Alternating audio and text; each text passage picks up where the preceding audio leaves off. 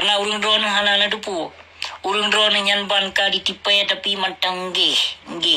Persih Jawa mita boh kuyun. Nya urang Aceh jino nggih. Asanai pegah li ulama bacut nggih. Nggih hom. Baik lagi Jawa ajib ia kuyun katanya.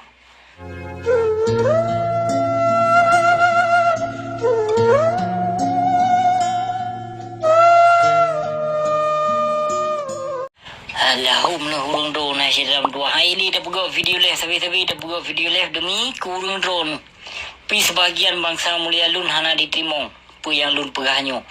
Yang seolah-olah lun urang dibayu li kafe tino.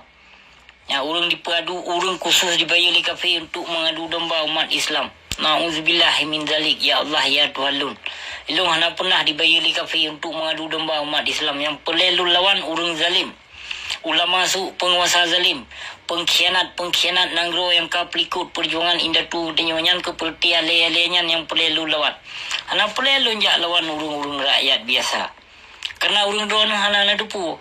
Urung drone nyan ban ka ditipai tapi mantang nggih. Persih Jawa mita boh kuyun. Nya urung Aceh jino nggih. Asanai pegah li ulama bacut nggih. Nggih hom. Baik lagi Jawa ajib ia kuyun katanya. Bercarong bacut. Temke bacut. Bercarong. Kalon yang toh ulama. Baik ikut ulama. Baik ya ikut ulama pehala darah bui. Baik ya ikut ulama yang pehala darah bui. Baik ya ikut ulama yang pehala peng sabu-sabu. Baik ya ikut ulama yang pehala peng riba. Baik ja ikut ulama yang you sokong penguasa zalim yang bui ban Bandung. Mana apa dah ikut hancur binasa nak tengok. Akidah keislaman hancur. Relay Bandung. Nyo yang ka relay akidah keislaman, yang ka relay Islam di Negeri Aceh.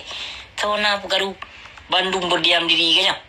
Ya. Hana soleh berkocar, hana soleh tapu hana le. Hai dah berapa si dalam tuah urung drone. Hai dah berapa betul lun pegah hana itamong dalam pikiran membacu. Kamu ton-ton ditipai mupluh ton kai tipai tapi hana sadar urung drone. Alahum na urung drone.